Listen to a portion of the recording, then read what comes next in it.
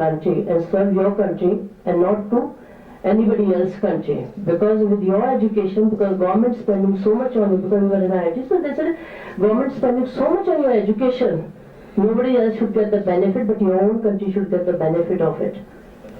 Came back to India, and when the question of my marriage came, my father was again very liberal, and he said, because when she has got so much education, maybe for the rural India and for others, just having a PhD or the masters is not a great achievement, but for my village and for my community and in my family role, it was a very, very big achievement at that time. And so my father said, I want to have the equally educated person, that I said, Papa, I only want that who can recognize my education and who can let me do what I really want to do in my life. Nothing else. And so my father said, that he talked to all his friends and everything that, we are not getting anybody in our community.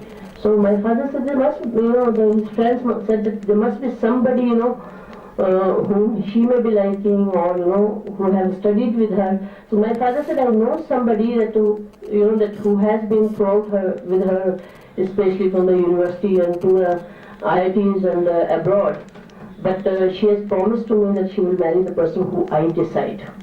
And the person was from different community. That's how my name is Balvinder, Sardar name, and then Shukla, my husband's surname. I say that whatever I am today is the key male in my life. The one who challenged me first, his name is Allah, and he could not pursue his education after 5th because his parents could not afford to let him go to school after 5th. My father could let me go to the hostel boarding school after 5th and I could study. Had my father agreed to the village people, I don't think I would have been here. I would have been somewhere, wife of some farmer and mother of the children of, but I think it was my parents, my mother and father, who really did not listen to the villager, but they listened to their heart and to their dream. Because my parents worked in others' field, and they never wanted that their children to go for the same life what they have gone through in their life. They wanted that our children should have very good life. And with God's grace and whatever that we have achieved is because of. When I came for a job, worked in the industry for a number of years, IT industry, before I moved to Amity, and I would say that there's a challenge for women. It's not that very easy, but there's a challenge. There's a challenge at two fronts. One is that when you get into the profession, still you have to take the full responsibility of the home. And the second is that you have to equally perform to show up to the male colleague in the office that you are not less.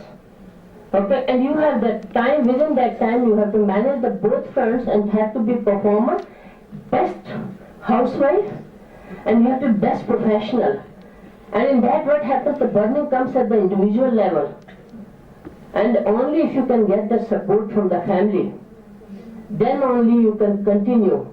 Otherwise the many are not able to fight this, making this balance between the two fronts, the professional front, because at the entry level and that level there is not much competition. But as you grow higher and higher, the competition increases. So is the performance expectation, because at the same time your children are growing. As your children are growing, you are expected to give more time to your children, because by the time they reach the teenage, I think that's the time your children need the maximum time out of you. Otherwise you will make your career, maybe you will break their career if you as a mother don't give time to your children. And that is the one point where the women sometimes break and they leave their job. The first point when they leave the job and when they get married is the husband is getting transferred. You have to leave your job, you have no option. And I did that. As my husband moved from here to there, I did also. So many breaks I had. The second time when you have the children, you have to take break, because of maternity and all those things, which is not mandatory for the husband to take or the father to take. And those breaks are not counted when when you are growing. But it is, yes, I fully agree with Dr. Prakash and a number of the achievers that It is your willpower that how much you can take in. But these are the natural breaks which come in your career. And sometimes you are able to balance and sometimes you are not able to balance. I did a lot of research, with women who passed out and almost who started the career, and especially with Amity for last 17 years. And 50% of the women in their career, some stage or other, they have left, they are no more working. And they are only happy being a wife, mother, and with that role. So the challenge is that, because again I would say that many times women become the enemy of woman, because it's the mother-in-law. Because though things are changing, but when we look at in the village scenario, the mother will give better food to son, but not to daughter. If it comes to the clothing side, where the mother will take care of because mother always conditions daughter, तुम्हें तो पराये घर जाना है. And with that mindset, because if there so many things are happening in the society today, we are all a very privileged one, but if you go out and see in the society, what is happening with the woman and the children and the girl child, why there is, we have the abortions for the female child, and who is contributing to that is the female. Why female is agreeing for that, the first for the test and then for the abortion, why? So I think that the woman, we have to first start respecting women. And for that, first we have to learn to respect ourselves. We will respect ourselves, we will respect our gender. And I think if we respect our gender, definitely a lot of improvement will happen. Because there were earlier, because the women were not going for education, there was a less number of people who were in the corporate world or anywhere in the position. A lot of women have come today and very, very successful. And I think in times to come, one scenario which will change in the corporate world, if you do the survey today, majority of the HR students are the female HR students. And in times to come, all HR heads and majority of the HR heads in the companies will be female, not male. And the day that will happen, I think the scenario will be very different, because women see the things from very different perspectives and male things from a very different perspective, but it has to be one team, male and female together. We can't say that it's only male and only female will happen. I think we are complementary to each other, and without one another is incomplete, and have to work, and that makes the complete family, and that will make the complete organization, and that will make the complete nation, and that will make the complete globe. And we have to work in together, and only we have to stand up for women.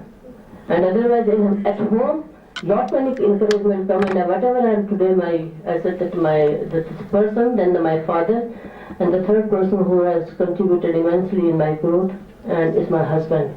And had he not supported me at every stage, I don't think I would have been where I am today. I am working with MIT. Almost every day I leave around 8 o'clock my office, and he never complained to me in so many years. And he says, for you, your profession comes first, and whatever you are giving the time, because you are giving that quality time, and that's good enough for all of us. My children understand me very well. They say, Mama, it's very difficult. We don't know whether we will reach to a level or not. But the way you have brought the family and the relatives and everybody, and brought everybody together.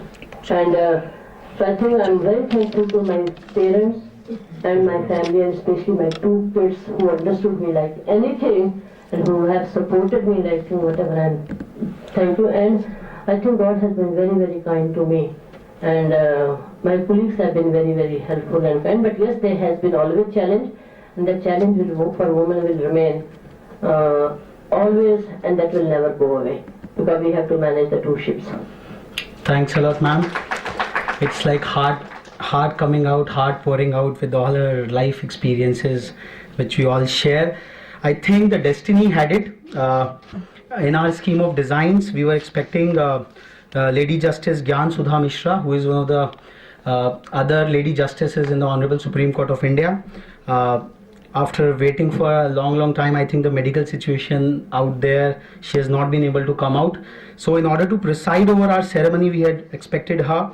I think we request Professor Ritu Barthwal who has a very significant contribution. We saw a very interesting facet, a mentor and a mentee culmination out there. So we request Professor Ritu Bartwal to preside over the proceedings from now on. Ma'am, please, and take over the proceedings as the chairperson. We would be going. Let's honor Professor Ritu Bartwal for her key. Ma'am, please.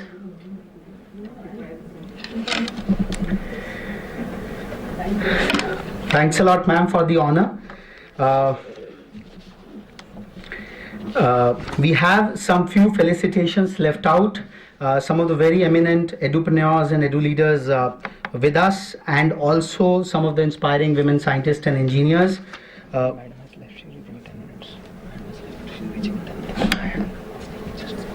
Okay, fair enough. So we will have two presidents. Ma'am has left. The last message was there. So ma'am, Gyan Sudha Mishra has left. She would be in 10 minutes now. So anyways, it's a great honor. I think it's by destiny and things. I would now invite Dr. Deepthi Bhatula, Assistant Professor with the Department of Computer Science and Engineering, IIT Ropar. Dr. Deepthi Bhatula. I think she has not been able to make it. Mrs. Parvatham Venkatachalam, a professor and head at the Center of Studies in Resources Engineering, Indian Institute of Technology, Bombay.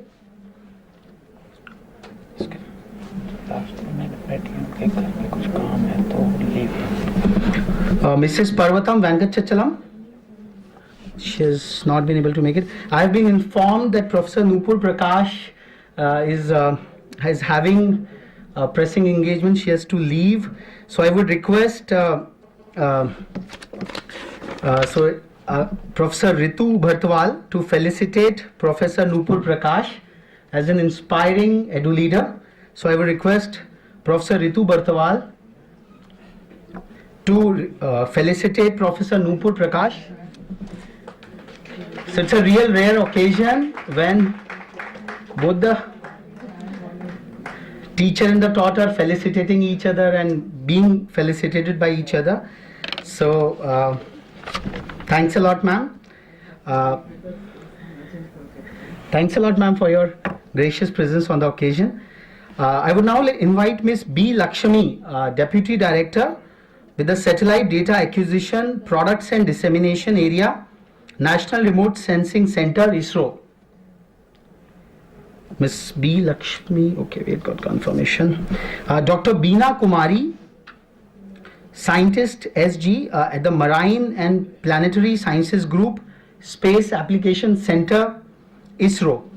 I will request Professor Ritu Bartwal to felicitate Dr.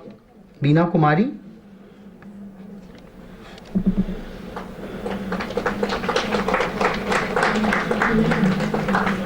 We'd like to my sincere thanks to Engineering Watch and Shri Kiran Kumar, Padma Shri, Shri Kiran Kumar, Director, Space Application Center, for making me a part of this wonderful function. Thank you very much. Actually, it's really an honor, and all of you will agree that it's a real honor to be, felicitated by Engineering Watch. I come from, many of here I heard that I come from a very humble background from Andaman and Nicobar Islands. And during that time, during my childhood days, it was really Kalapani. We were totally cut off from the mainland. There were basic necessities, electricity, water, all those problems were there. So I'm here with you today, and it shows nothing is impossible. If you want to achieve something, you can achieve. So I'm an oceanographer. I joined Indian Space Research Organization as an ocean scientist, and Space Application Center, it deals with application, communication and sensor development, both microwave and optical sensor development, and I do application, ocean applications. And this ocean application, of course, it has been challenging, but like I said, nothing is impossible. I have been to many cruises, research cruises in Arabian Sea, Bay of Bengal, Southern Indian Ocean, Atlantic waters, and sometimes on one occasion I led a team of 35 scientists. I was the chief of the mission, and only last week I came to know that I am the only woman on board. And that cruise was about 35 days, and I was the chief of the mission, but I would say I have managed all those men scientists perfectly, and the feedback was wonderful. And fortunately, I didn't fall sick.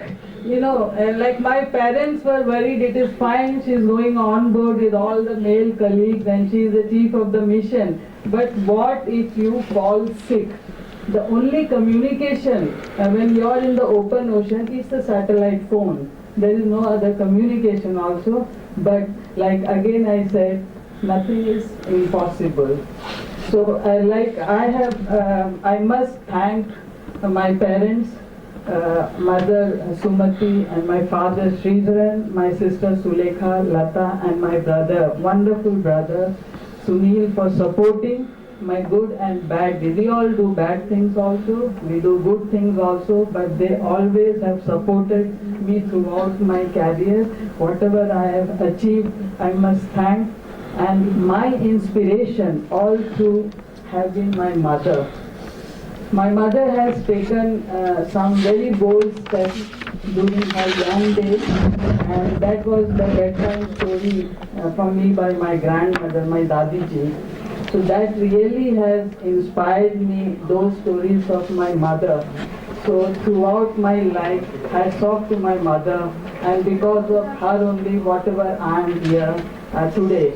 So I would end my talk by a quote by Dr. Vikram Sarabhai, who is the father of India's space program. Quote, nothing is impossible in this world. So what he has said is, any advanced technology, it should be used for man and society. And it is possible. Like space technology, we are using it for man and society. Like for my work, I have interacted with thousands of one challenge we have taken up, that because it is an ocean science, how can we help the fishing community of India? Because they go on long fishing hours, spend lot of money, effort, manpower, and come back sometime with nothing. So during those periods, I have interacted with thousands of fishermen, their family, visited their family, and educated them about this space technology and how it can help them to earn more. So I must say that, so many of them have been benefited by this space technology. So to conclude, I must say, never, never, never give up. Nothing is impossible in this world, and we can do whatever we want to do. So thank you very much. Thanks a lot, ma'am. We would say. You were the only one, so you must be tempered there by the men. It was a scientific expedition. No, that whole men must have tempered you. You were the only one there. She is not married. You were there, huh? No, those people are those all 35 people must have tempered them. I must say that that experience gave me a great respect for men community. That is what I'm saying. I mean, they really, I don't know pamper is the right word or not, but yes, they all respected me a lot, and I was the chief of the mission, I was the boss.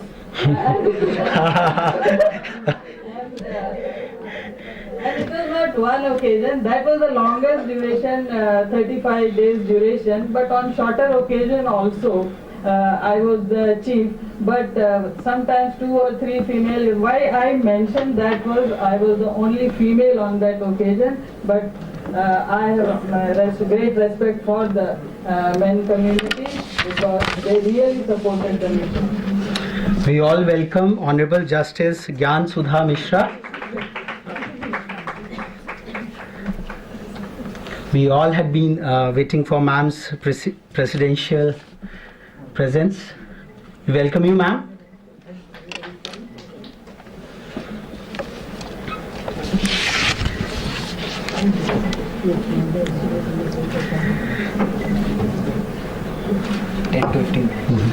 Thank you, ma'am. I would now like to invite Ms. Shilpi Soni, scientist and engineer at the Space Application Center ISRO, to receive a token of appreciation from Dr. Balvinder Shukla.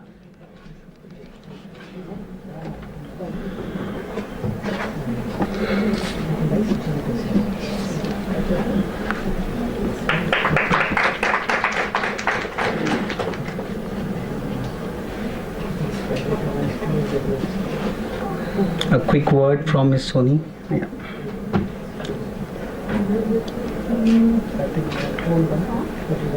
I'm here in the middle of my son's exam. Just because my husband ensured me that don't worry, go ahead, I'll take care. So I'm sure that we all are here because we got extended support from our family and as well as office also. I'm very happy that Engineering Watch and my director gave me this privilege to accept this award as most inspiring Indian woman scientist. But I think my motto should be most inspiring scientist irrespective of gender. Thank you. Thank you. Thank you. I would now like to invite Dr. K.N. Shiba, Assistant Professor at the Department of Chemical Engineering, National Institute of Technology, Trichy. Dr. K.N. Shiba, I think she has not been able to make it. Okay, sorry ma'am, sorry, I could not just spot it out.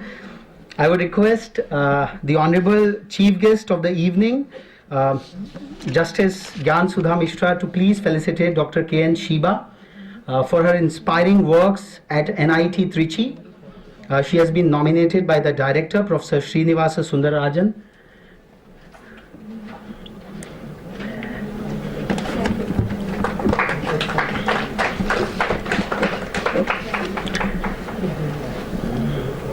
Ma'am, a quick short word from your side. Thank you, ma'am. At the outset, I would like to wish you all a very happy International Women's Day.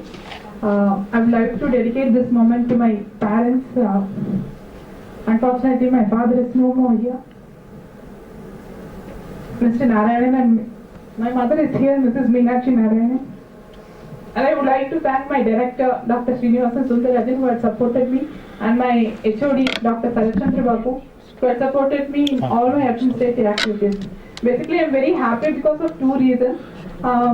2 weeks back, I had the opportunity to meet personally our ex-president, Dr. APJ Abdul Kalam. Got his blessings personally and got to touch his feet also. I'm very happy for that.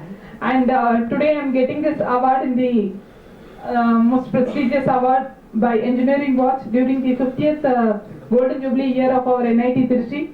So I'm very happy for that also. I feel that this is not the ending. I have a very long way to go. I basically am involved in the developing of interpersonal relationship between students and the teachers, because now we feel that students are very isolated and they are